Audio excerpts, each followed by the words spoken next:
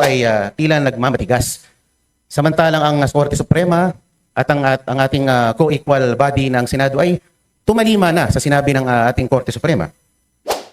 Di talaga tumitigil itong mga alipores ni Martin Romualdez at patuloy pa rin nila na pinupush itong impeachment ni VP Sara at tila ba kini-question ang desisyon ng Supreme Court.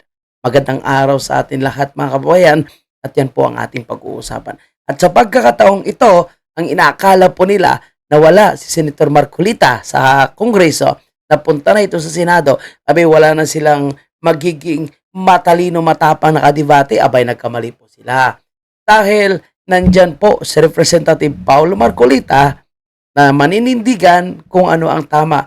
Hindi dahil Duterte, si Vice President Sara, hindi dahil Duterte, si Tatay Digong, kundi sabi nga ni Senator Marcolita kung ano ang tama. Hindi po sila DTS, hindi po sila kasama sa Duterte Block. Ngunit, ipaglaban nila kung ano ang tama. Ito na, panoorin natin mga kababayan po natin at makita natin na magaling talaga itong dugong Marcolita. Honorable Marcelo Libanan, our minority leader, is Senate action to archive the impeachment case of Vice President Sara Duterte. Mr. Speaker, distinguished minority leader, yung po bang sinabi ng Korte Suprema ay are we being precluded to initiate impeachment complaints or we're just being taught on how to file a correct impeachment complaint by complying with procedural steps?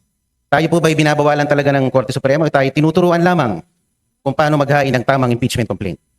Before the minority leader responds, since the question of the Honorable Marcoleta is directed towards the action of the 19th as well as the 20th Congress, may we request the Senior Deputy Majority Leader to respond? Madam Speaker, we appreciate the exchange of the gentlemen regarding the impeachment as well as the decision of the Supreme Court. I be allowed to raise a point of order, Madam Speaker? May we know the point of order of the Majority Leader? Madam Speaker, the discussion has been towards whether or not the House can exercise certain powers, especially in initiating impeachment complaints. However, may I remind our members that we have a pending motion for reconsideration with the Supreme Court. Thus, we cannot discuss the same with finality this afternoon during the privilege hour. May I request the gentlemen if we can hold further deliberations, heated deliberations in the future, so that we can wait until our motion for reconsideration has been decided with finality by the Supreme Court. What does the Honorable Marcoleta say? May I proceed with my manifestation, Mr. Speaker? Madam Majority Speaker, Leader. can we let the Honorable Marcoleta finish his manifestation before we proceed to the next speaker to avail of the privilege hour? Thank you, Madam Speaker. Majority Leader, I believe the Honorable Libanan, as well as the other members of the House, are actually, we have 22 members listed for the privilege hour. That's right, Madam Yeah, Speaker. so I believe a manifestation can be taken up at the appropriate time once the privilege hour has been closed. Madam Speaker, I have already registered my intention to make a manifestation. Madam Speaker, a manifestation would be in order. Let's allow the Honorable Marcoleta to finish his short manifestation before we conclude the privilege speech and refer the same to the Committee on Rules. The Majority Leader's request is hereby granted. Thank you, Mr. Speaker. Sa pagtatapos po ng 2024, sinabi po ng ating mahal na Pangulo na ang impeachment ay hindi importante. Sabi niya, this does not make any difference to any single Filipino life. So why waste time on it? And despite the admonition of the President, the House, through one-third vote, transmitted the articles of impeachment to the Senate. Why didn't we heed the call of the President? Why did the HRR defy the President's pronouncement? Gusto ko lang pong malaman kung bakit ganon. Parang hindi natin sinusunod ang mga pahayag ng ating Pangulo. Before the Honorable please proceed. Opo. At nung July 25, the Supreme Court, sabi nga nila, inilang dineklara ng articles of impeachment ay unconstitutional at void ab initio. At pagkatapos noon ay nakarinig tayo ng mga pahayag mula sa House members na tila baga tinatakot ang ating mga maestrado na pwede kayong ma-impeach din tulad ng Vice President. And despite the motion for reconsideration submitted, the Supreme Court, through a press briefer, reiterated that the decision is immediately executory, notwithstanding the MR. And the Senate accordingly adhered to the decision by archiving the articles of impeachment. So ang tanong ko lang po why the continued defiance on the part of the HOR? Parang tayo po ay tila nagmamatigas. Samantalang ang Korte Suprema at ang ating co-equal body ng Senado ay tumalima na sa sinabi ng ating Korte Suprema. Alam naman po natin that the Supreme Court is the final arbiter on all disputes and controversies pertaining to constitutional issues. And the decisions released by the Supreme Court form part of our legal framework, form part of our legal system sa ating bansa. Dapat po natin galangin ang ating co-equal branch. Sinabi din po ng Pangulo sa isa sa kanyang mga panayam at huli-huli sa kanyang sona na ang Pilipino ay sawa na sa sobrang pamumulitika. So, buti pa ang ating Pangulo aware dito. At siyempre, kamakailan ay meron pong ibinalita na meron na naman pong Quadcom version 2.0. Alam naman po Grabe mga kababayan po natin, no? So, nakita natin ha, saglit lang ha, ikat muna natin itong si Representative Paulo Marcolita. So, nakita natin, inisa-isa niya po yung issue na sinasabi nga ni Bongbong Marcos na yung itong impeachment na ito ay hindi nakakatulong, lalo na sa buhay ng mga Pilipino. Kundi ito ay talagang dagdag lang, no? Dagdag gastos lang, sa totoo lang mga kababayan natin. And now, no, ay babanatan po ni Representative Marcolita itong pagbabalik nitong Quadcom mga kababayan po natin. At Quadcom version na 2.0 na nga ang kanilang gagawin. And alam naman po natin na ito po is purely pamumulitika. So ngayon, tingnan mo ha, supalpal sila dyan mga kababayan natin.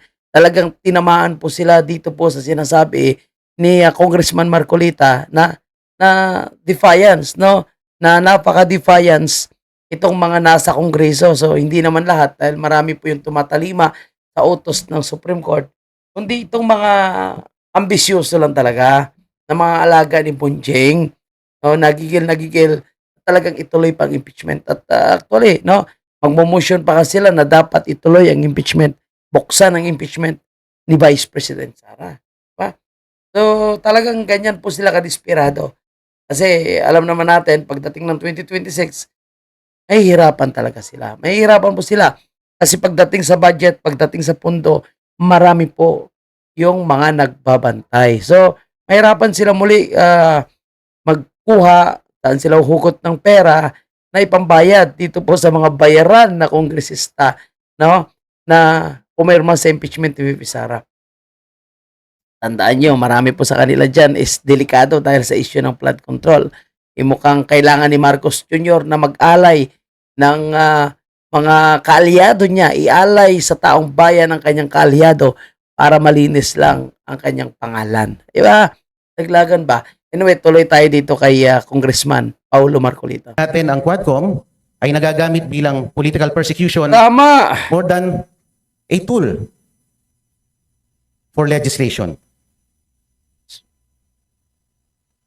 At pinakita pa nga po ng Quadcom sa kanilang performance last year that it assumed judicial and prosecutorial roles, which is beyond the ambit of its legislative function.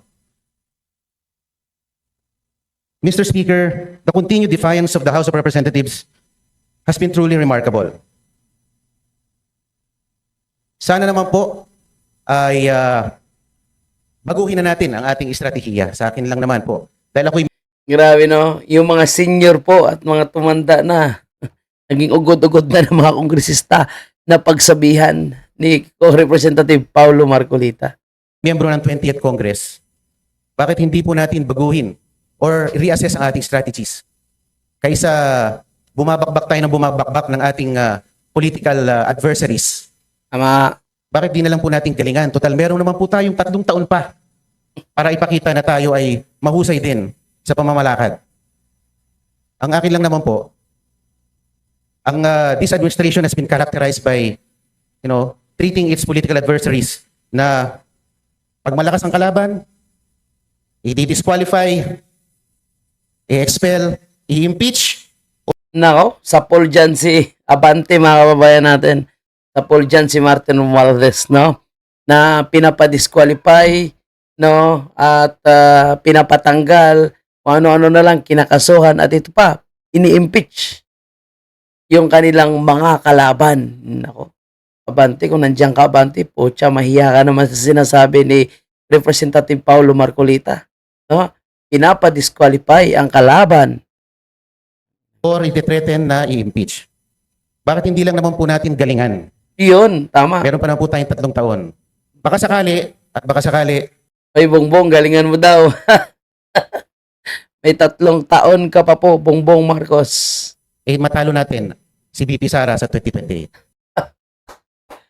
Yan, ang lupit mga kababayan po natin. No? Palaban talaga itong si Representative Paulo Marcolita. Siyempre, nasa likod si Congressman Ungab, no? Galingan nyo na lang. Oy, Martin, mukhang ikaw ang pinapatamaan dyan.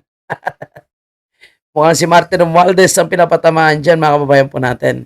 Sabi nga ni Kong Marcolita, galingan nyo na lang. Baka matalo nyo sa 2028 si Vice President Sara. Galing ng batang ito, mga kababayan po natin. Talagang manang-mana po sa kanyang ama na si Senator Marcolita. Maraming salamat po. Madam Speaker, there being no other Madam member Speaker. who wishes to interpolate, I move. Still my time, Mr. Speaker.